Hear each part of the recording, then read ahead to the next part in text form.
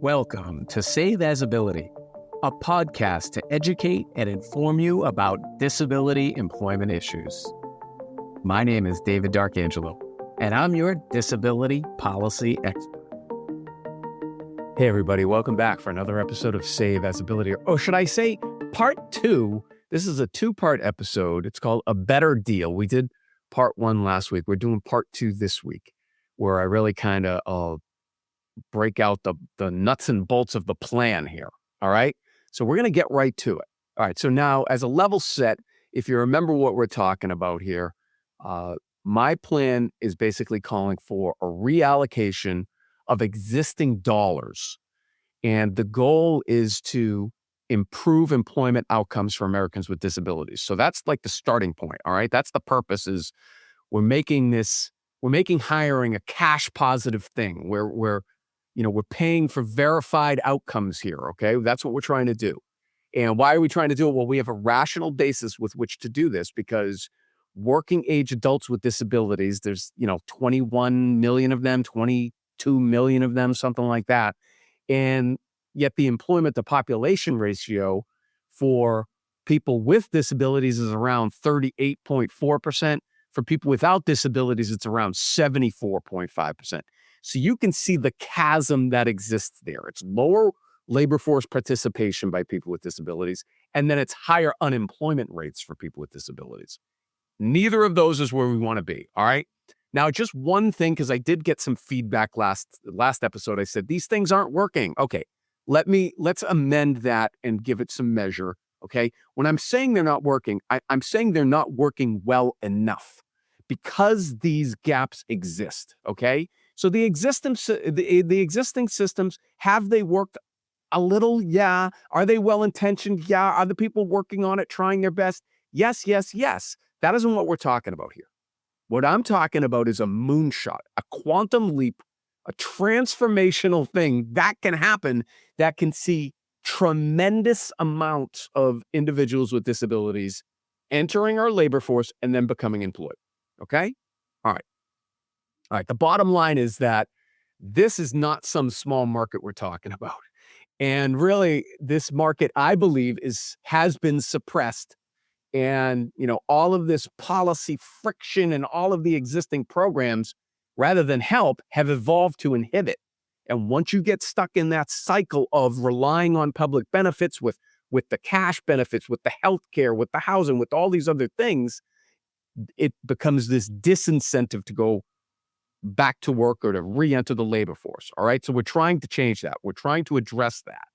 And to me, the fix is to convert uncertainty and existing resources into certainty and reallocation of existing resources. Again, I'm not proposing to all of a sudden, let's spend more public money. Again, that hasn't worked to the levels we need it to work. That is not the answer. The answer is we're going to reallocate. And then in the long run, we're actually going to free up dollars because it's going to be less spending on SSI, SSDI, all of these other programs right now that are very costly, that are inefficient for what we're trying to do, okay? Because you're getting people at these low wages, federal poverty level. We already talked about that, where if you get people to work, they can make more money. And they can start contributing, all right? So contributing to the taxes and everything else and better ideas and all of that stuff. So I've come up with 5 strategies here that when you add them all up, I believe can bring tens of thousands of individuals with disabilities into the labor force each year, more than is coming in now. And then of that, higher rates of employment as well. So these outcomes are going to improve for the people with disabilities, for our employers and business community, both small business and large business, by the way, is what I'm solving for. And as a result, America is going to rise and America is going to benefit. All right, let's get right into these 5 strategies. Now, I've tried to kind of rank these, but these are not necessarily in like some ranked order. All right, I've tried to kind of prioritize based on like their impact. All right, but just to set that. All right, the first one is to make hiring cash positive with what I'm calling a new wage reimbursement model. okay?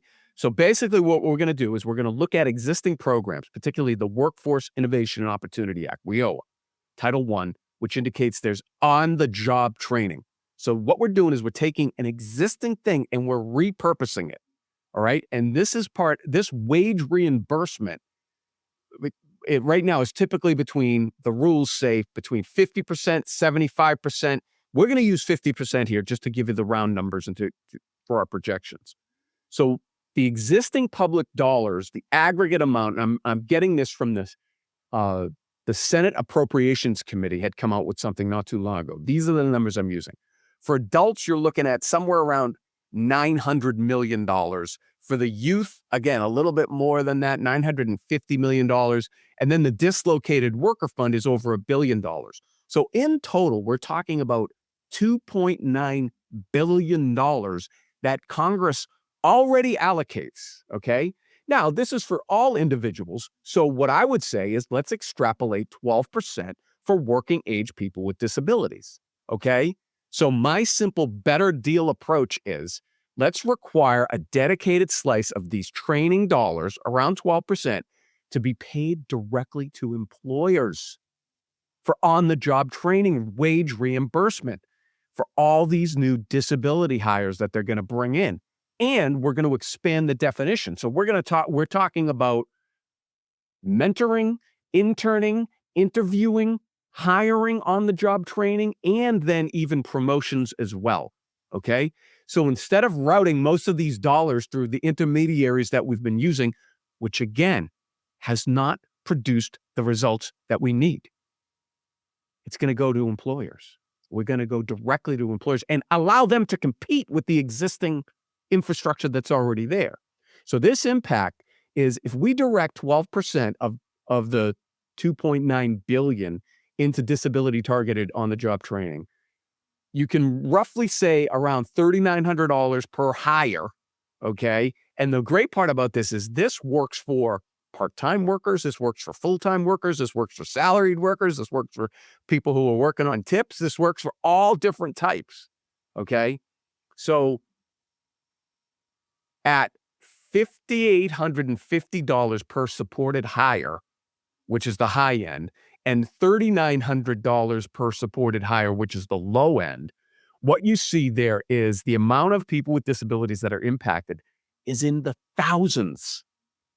Even if you use very conservative math, that right there alone will bring thousands, if not tens of thousands, individuals off the sidelines into the labor force, and then once they're in the labor force, employed, okay?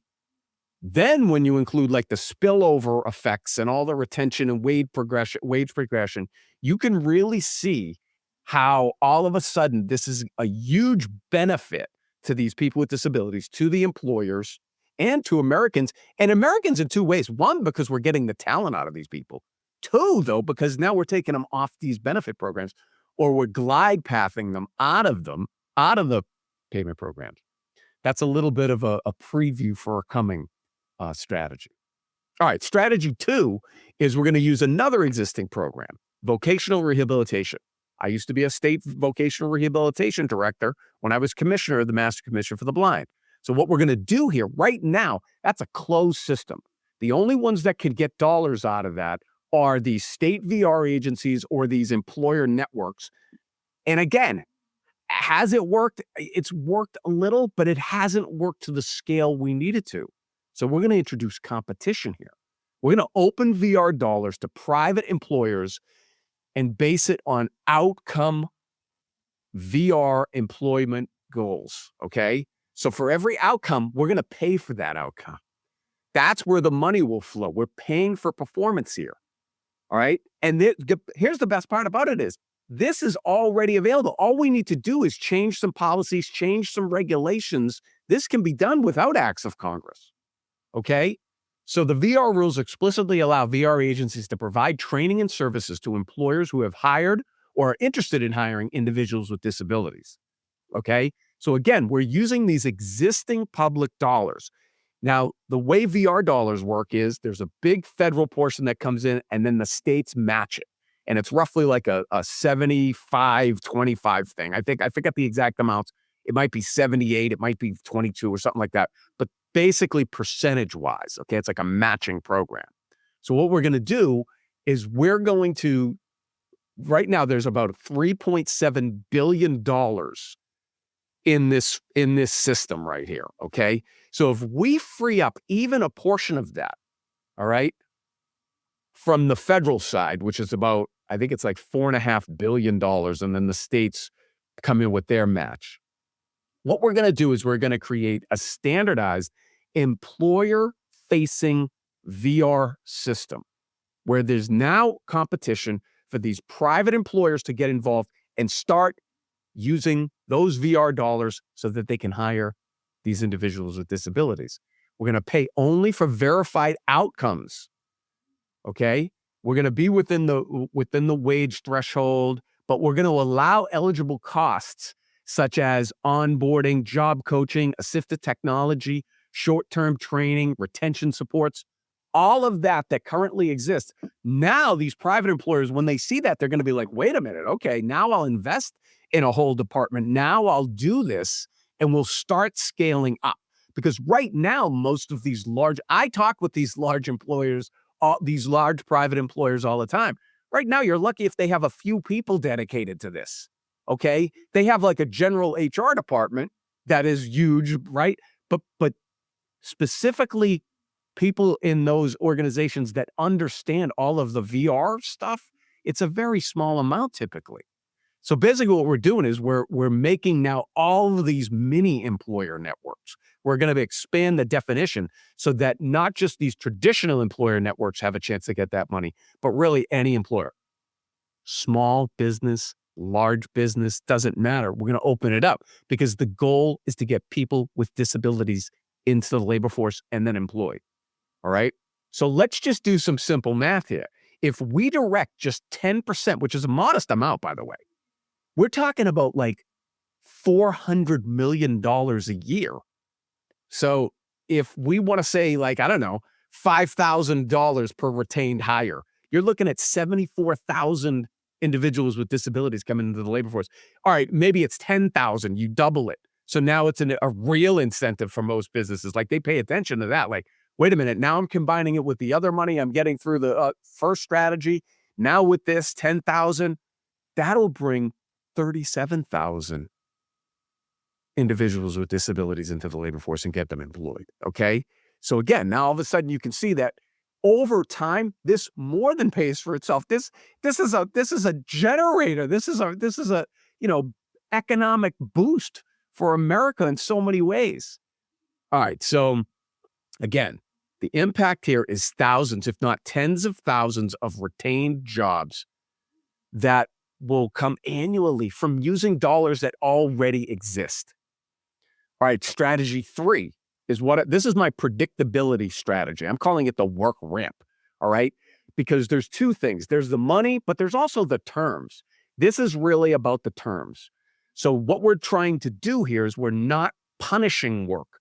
We want to really have, if a beneficiary starts verified work, they get to keep their public benefits for a 5-year period. You've heard me talk about this before.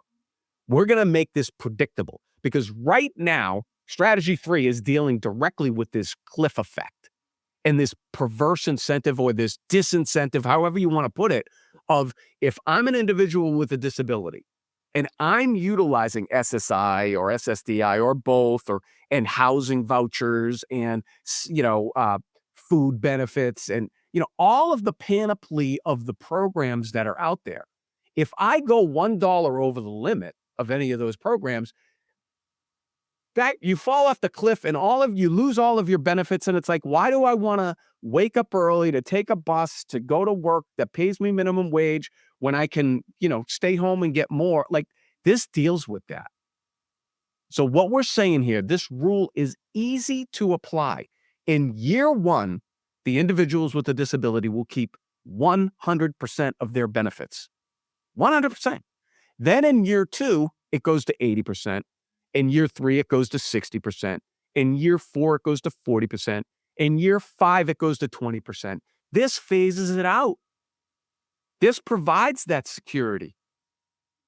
This gives people a glide path because now you're 5 years into it and you've got a work history. Now you're 5 years into it and you realize, hey, I'm much better off making this private wage. I'm making much more money now than I would be if I had stayed on the benefit programs.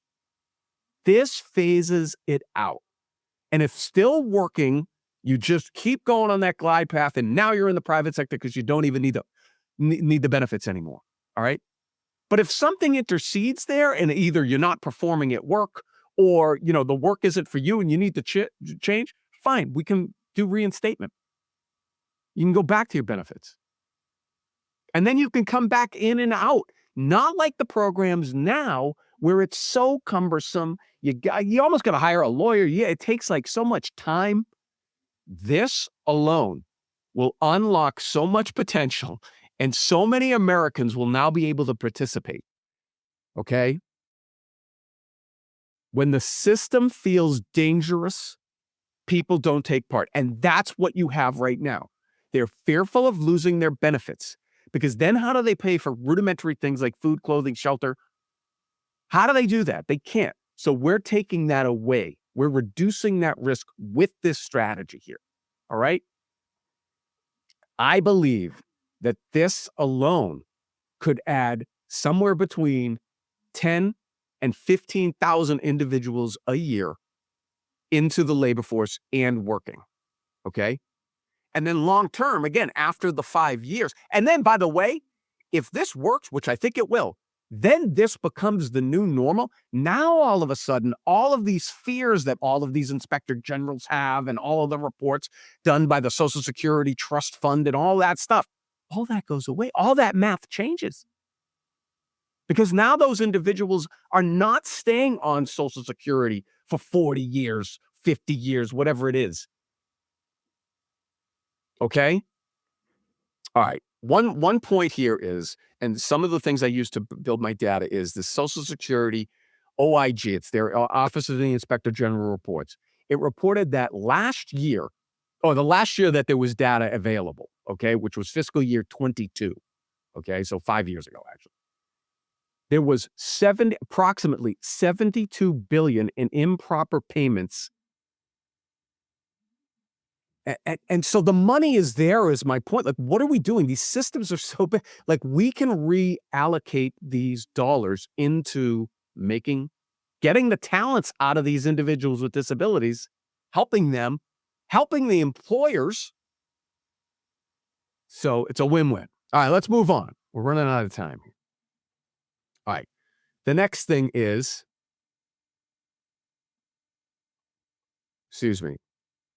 all right, my fourth strategy is what we're going to do is we're going to fund reasonable accommodations, reasonable modifications, similar to like a small ticket insurance policy, okay? The return on investment here is great because basically you're unlocking all of the dollars that are being spent by business right now. They don't feel like they're investing in anything. Now, this gives them a chance to invest, and they can make all of their infrastructure universally designed. And when that happens, it helps the people with disabilities. Guess what? That usability then helps the business and all of their customers. All right. So really what we're talking about here, and we're basing this off of, data that we've gotten over the years from ODEP and the Job Accommodation Network, it indicates that the median one-time cost of a reasonable accommodation is somewhere around $300. Okay. So what we're going to do, though, is we're not going to have that just be like this one-off that it is now. And, you need to know people who understand the ADA and stuff like that. No. Now we're going to make it this simple, all-encompassing thing where everybody just gets credit. Every employer, large, small, doesn't matter. You hire a person with a disability, you get that credit. Okay? $1,000 a year, every year. Okay? That's easy. And that's something that will totally reward universal design principles. We will see innovation from that. And the spillover benefits for people without disabilities will be tremendous as well. Okay? And that's a simple thing. We can do that now. We can do that now and get gains off of it. And that doesn't even cost anything or hardly anything. All right. So finally, strategy 5, as we wrap up here, is to reauthorize and modernize the work opportunity tax credit system that's already on the books. Okay. Right now, it's too small. The amount is not big enough to be able to get employers that interested in it. So what I'm calling for is a sliding scale. Okay. Now, so it's $2,400 is the standard maximum credit right now for many qualifying hires when the employee works 400 plus hours. 40% up to $6,000 in the first year wages. Okay. So there's like a floor and a ceiling there. What I'm proposing is do away with the floor and the ceiling and just have one true sliding scale that then deals with your entry level wages all the way up to your executive wages as well. Because the way it's structured right now, the only companies that are interested in this is like minimum wage hires. Because anything else other than that, the amount isn't big enough to incent business to want to do it, particularly small business who doesn't want to do all this government paperwork and bureaucracy and all that. All right. So my better deal upgrade basically doubles the floor and makes it almost unlimited ceiling. Okay. Because what we're going to do is we're really going to incentivize the work opportunity tax credit. All right. So for disability eligibility hires, we're going to still keep the 400-hour threshold, but we're going to we're going to increase the standard maximum per eligible hire amount. That alone, right there, that's an existing program. That can be done, I think, in regulation. I don't even think that needs a law change. Okay? That's just basically saying to the IRS, hey, we got to modernize this. We've got to come up to speed here to make sure we're getting our people with disabilities into the labor force. So, all right, those are my 5 things. Let me conclude now. Really what we're trying to do here is we're trying to use not each of these individual. Let's use all of these at the same time. If we do this, we will create a moonshot for people with disabilities. We will create so many opportunities for people with disabilities. All of the other things that we've talked about here, the Social Security Trust Fund, being insolvent, or, the gap in labor force participation and unemployment rate, all of those will improve significantly. And it can happen in a short period of time. All right. Now, I don't want to hear the cynics out there and the people, AI is going to take all these jobs. Now, stop. That's the technology companies trying to get you to think that. Will it impact? Yeah, all it means is jobs are going to push out in some other area that we don't know of yet. All right. Will there be disruption? Yeah, but there's already disruption. The only constant is change. This is a positive change. This will put tens of thousands, if not hundreds of thousands of individuals, of Americans with disabilities into our labor force so that they can earn more money, so that they can be more independent, more self-determined. That's the goal here. All right. So tell me what you think, where I got it right, where I got it wrong. I know I'm at the 50,000 foot level here. I do have details here, and it's hard to cover all of that in this podcast while we're trying to get these large concepts across. But the goal is, let's make competition. Let's bring in the private sector. We can do this. We can improve outcomes for Americans with disabilities, for employers, for America. This can help everybody in our country. So I really believe that. It's David Darkangelo, another episode of Save Visibility. I hope you have a great day. For more information about disability employment issues, please visit our website, disabilityemploymentsolutions.com. The Save As Ability podcast is available on Apple Podcasts, Spotify, our YouTube channel at Disability Policy Expert, or wherever you stream your podcasts. Subscribe, stream, rate, and review our shows. Your ratings and reviews help our show reach new audiences. Produced by Pod Pro Entertainment. Save As Ability lives within a network of podcasts located at podproentertainment.com. #TheNewRadio. Again, my name is David Darkangelo, and I'm your disability policy expert. Until next time. Thank you. I hope you have a great day.